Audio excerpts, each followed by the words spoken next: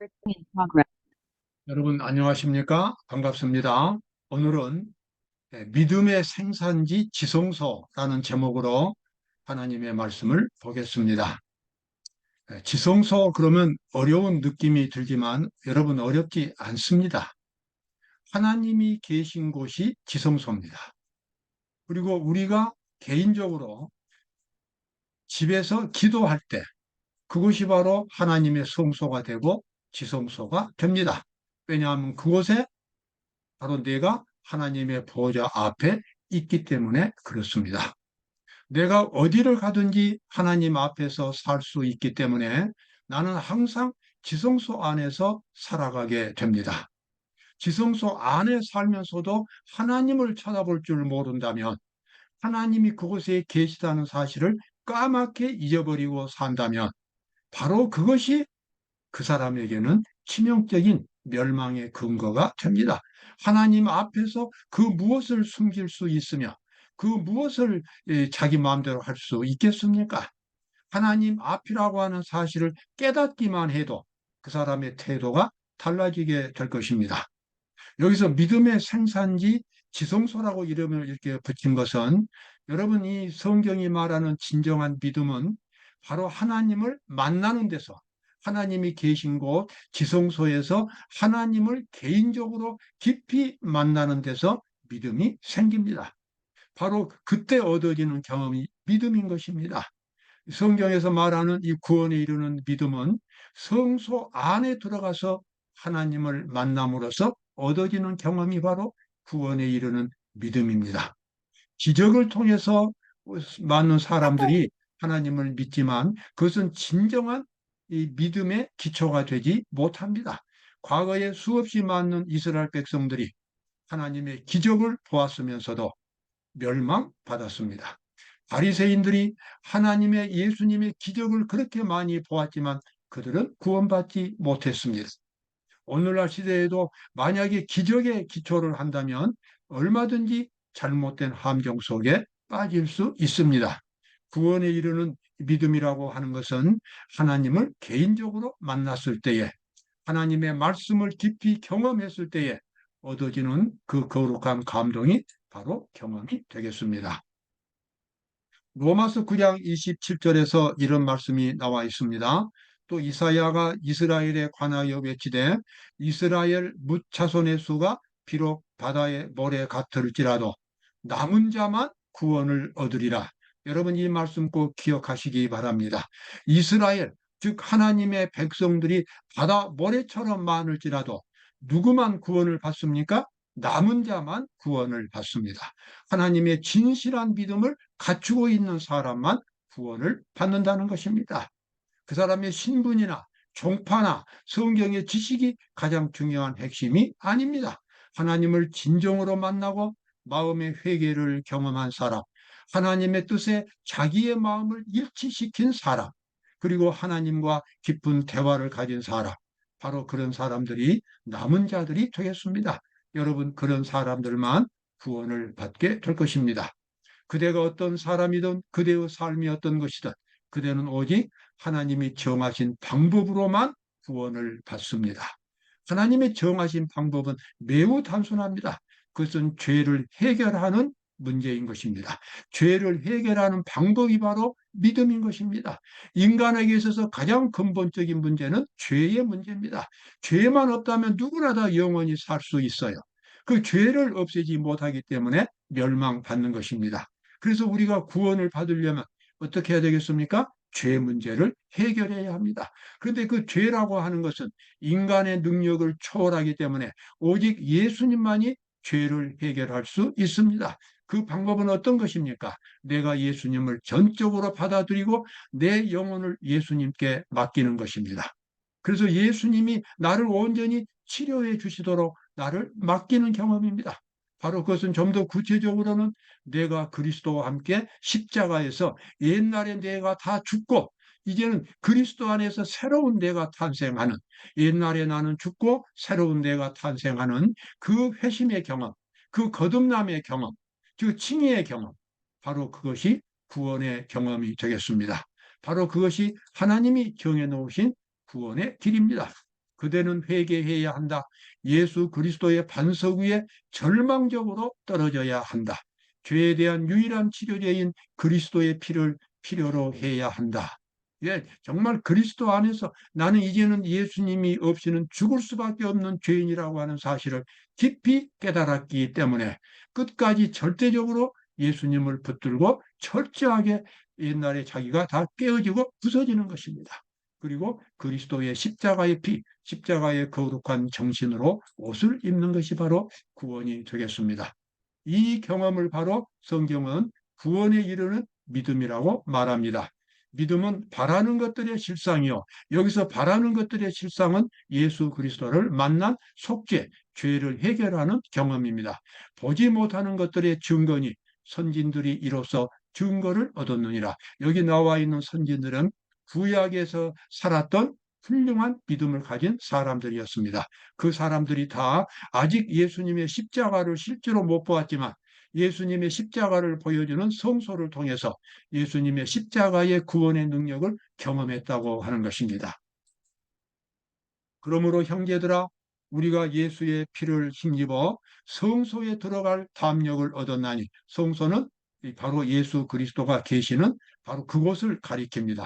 예수님의 보좌 앞입니다.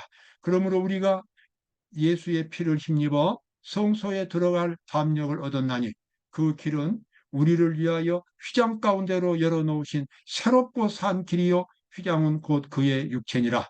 예수님께서 십자가에서 돌아가실 때에 예루살렘에 있던 성전의 그 휘장이, 지성소를 맡고 있던 성전이 위에서부터 밑에까지 둘로 찢어졌습니다.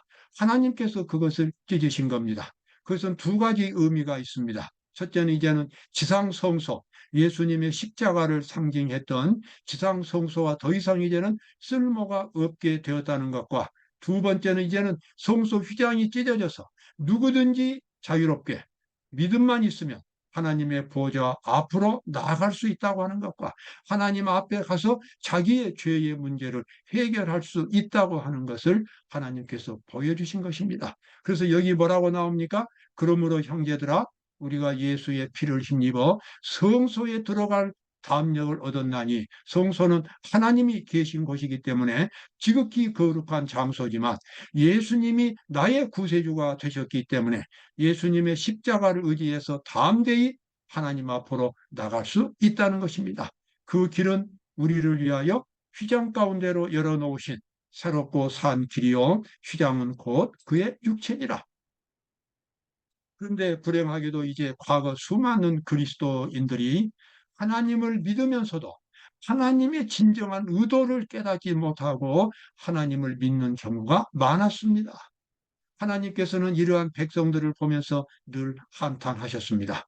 이 히브리서 3장에 나와 있는 말씀은 과거 이스라엘 백성들이 광야를 여행할 때의 그 모습을 말한 것입니다. 내가 이 세대를 노하여 가로되 저희가 항상 마음이 미혹되어 내 길을 알지 못하는도다 하였고, 내가 노하여 맹세한 바와 같이 저희는 내 안식에 들어오지 못하리라 하셨다 하였으니, 하나님, 이스라엘 백성들이 얼마나 많은 하나님의 기적을 경험했습니까? 에집트에서 나올 때부터 에집트에는 10개의 재앙이 부어졌고, 홍해 바다가 갈라졌고, 광야에 들어가서는 아침마다 하늘에서 만나가 내렸고, 반석에서는 물이 터져 나왔고, 하늘에는 구름 기둥과 불 기둥이 있었고, 그런 하나님의 기적 속에서 살아갔지만 불행하게도 그들은 하나님을 개인적으로 만나야 할 필요성을 느끼지를 못했습니다. 하나님을 개인적으로 만나지 못하니까 그 신앙이 늘 형식적인 신앙이 되고, 그 다음에 그냥 피상적인 신앙이 되는 것입니다. 정말 깊이 하나님의 뜻을 깨닫고 하나님의 뜻이 마음속에 자리를 잡아서 생활을 이끌어가는 하나의 지침이 되고 원동력이 되어야 하는 그 같은 경험을 갖지 못한 것입니다. 하나님께서는 그러한 이스라엘 백성들을 보고 한탄하신 것입니다. 내가 이 세대를 노하여 가거되 저희가 항상 마음이 미혹되어 내 길을 알지 못하는도다. 여러분, 우리가 하나님을 믿을 때에 그렇게 믿으면 안 됩니다. 이스라엘 백성들은 평화로울 때는 하나님을 믿고 그냥 생활하다가도 조금만 이 물이 안 나오는 일만 벌어지면 금방 분노가 터져가지고 모세한테 대들고 그렇게 했습니다. 그러다가 또 물이 나오면 또 잠잠해지고 나중에 물이 안 나오면 또 그러고 사람이 변화가 없는 것입니다. 하나님의 구원이 그들을 새로운 상으로 만들어 주지를 못했습니다. 하나님은 그것을 원하셨는데 그 경험을 그들이 못 가진 것입니다. 그래서 그들은 결국 가나안 땅에 들어가지 못했습니다. 오늘 우리의 모습은 어떻습니까? 하나님의 은혜가 나를 하나님의 모습으로 변화시켜 주었는지, 내가 날마다 하나님을 만남으로 변화를 경험하고 있는지, 그것을 알아야 합니다. 여기 안식이란 말이 나옵니다. 안식이라고 하는 것은 죄를 극복했다는 것입니다. 죄의 지배에서 해방됐다는 것입니다. 이 경험이 바로 안식일의 기초가 됩니다. 안식일을 거룩하게 지킨다는 것은 이 속죄의 경험을 갖고서 그날을 거룩하게 지킬 수 있게 되는 것입니다. 아무리 안식일에 예배를 드린다 하더라도 안식일에 정말 안식을 경험하지 못했다면, 죄를 극복하는 속죄를 경험하지 못했다면 그 사람은 제대로 안식일을 지키는 사람이 아닌 것입니다. 왜냐하면 신앙이 그저 겉으로만 하는 신앙이기 때문에 그렇습니다. 그 사람의 그 본심이 바꿔지지가 않았어요. 하나님의 모습으로 변화되지 못한 것입니다. 여러분, 그것은 진정한 안식이 아니고 안식일을 지키는 것도 아닙니다. 하나님께서는 깊이 우리가 하나님의 은혜 가운데서 변화되기를 바라는 것입니다. 하나님이 누구에게 맹세하사 그의 안식에 들어오지 못하리라 하셨느냐? 곧 순종치 아니하던 자에게가 아니냐? 이러보건대 저희가 믿지 아니하므로 그들이 믿음으로 애굽은 출발했지만 깊은 변화를 경험하지 못했기 때문에 여기 믿음이 없다라고 나옵니다. 구원에 이르는 믿음이 아닌 것입니다. 기적을 보고 믿는 것이나 하나님께서 나에게 복을 주시기 때문에, 세상적인 복을 주시기 때문에 믿는 믿음은 아직 완전한 믿음이 아닙니다. 구원에 이르는 믿음은 반드시 그 사람의 정신이 하나님의 모습으로 변화되는 그러한 경험을 가져야만 구원에 이르는 믿음이 되겠습니다. 그러므로 우리는 두려워할지니 그의 안식에 들어갈 약속이 남아 있을지라도 너희 중에 혹 미치지 못한 자가 있을까 함이라. 여기 사도 바울은 그 당시 그리스도인들에게 과거 이스라엘 백성들처럼 하나님을 믿는다고 신앙생활을 하지만, 교회 와서 예배는 드리지만 진정으로 하나님의 안식 속에 들어가지 못한, 죄를 이기고 죄에서 해방되는 그와 같은 생활을 살지 못하는 신자가 있을까 염려한다라고 그렇게 말하고 있습니다. 그러므로 우리가 저 안식에 들어가기를 힘쓸지니 이는 누구든지 저 순종치 아니하는 본은 과거 이스라엘 백성들을 가리킵니다. 그러한 본에 빠지지 않게 하려 함이라. 과거 이스라엘 백성들이 저질렀던 그러한 실수 속에 빠지지 않도록 우리는 안식을 경험해야 하겠습니다. 여기 나와 있는 말씀 아주 중요한 말씀이죠. 하나님의 말씀은 살았고 운동력이 있어 좌우의 날선 어떤 검보다도 예리하여 혼과 영과 및 관절과 골수를 찔러 쪼개기까지 하며 또 마음의 생각과 뜻을 감찰하나니, 여기 마치 그 정육점의 칼을 가지고 사람들이 이렇게 뼈를 도려내는 것 같은 그 같은 표현이 여기 나옵니다. 하나님의 말씀이 우리의 영혼을 그렇게 한다는 것입니다.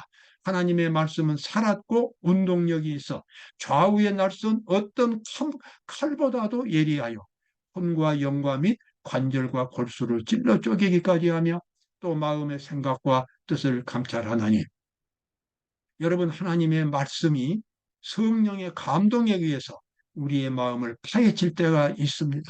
우리가 얼마나 타락한 사람인가를 보여줄 때가 있습니다. 우리 영혼 곳곳마다 그것을 들춰내고 정말 더럽고 추악한 이기적인, 그래서 영생을 얻을 수 없는, 멸망받아야 할 그런 죄인이라는 사실을 보여주는 경험이 바로 여기 나와 있는 이 성령의 검인 하나님의 말씀의 경험입니다. 바로 이것이 구원을 경험할 수 있는 참다운 회개의 경험입니다.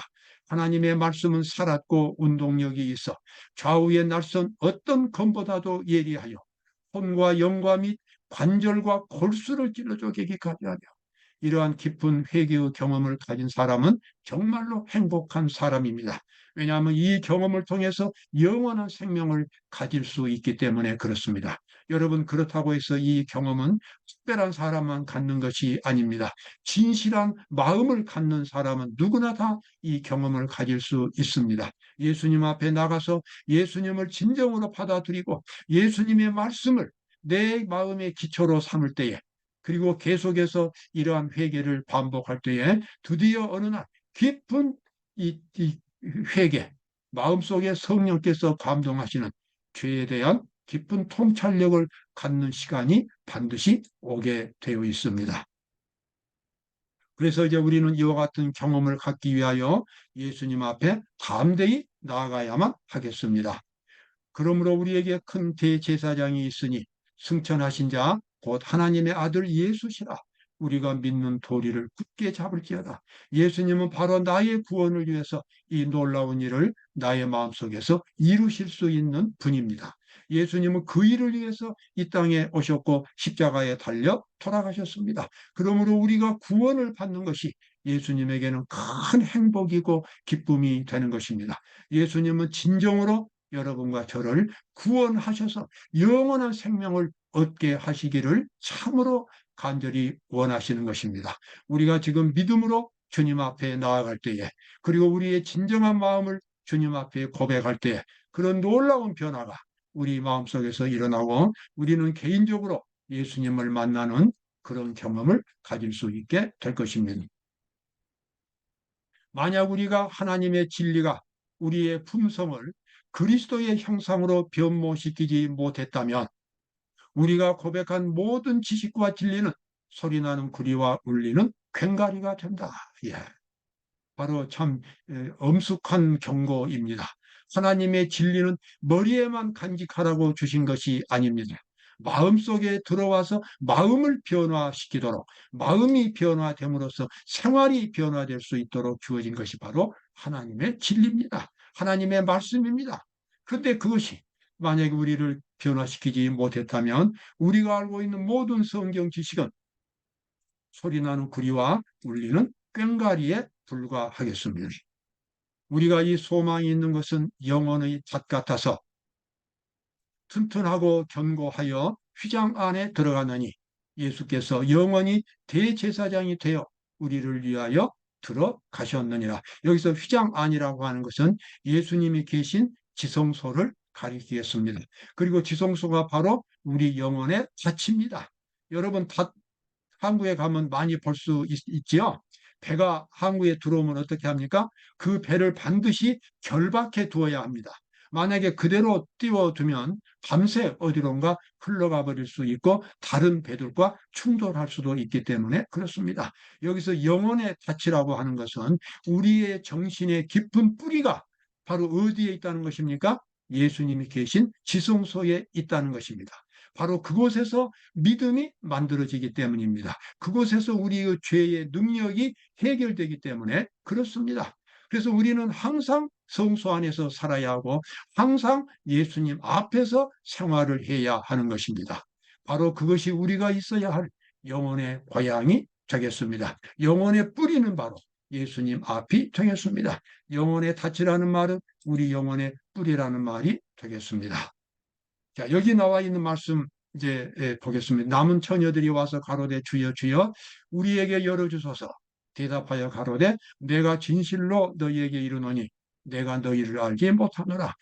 성경을 아시는 분들은 많이 아시죠? 미련한 다섯 처녀들, 신랑이 왔을 때에 그 꺼져가는 등불을 들고 서 있는 처녀들이 바로 미련한 다섯 처녀들이었습니다.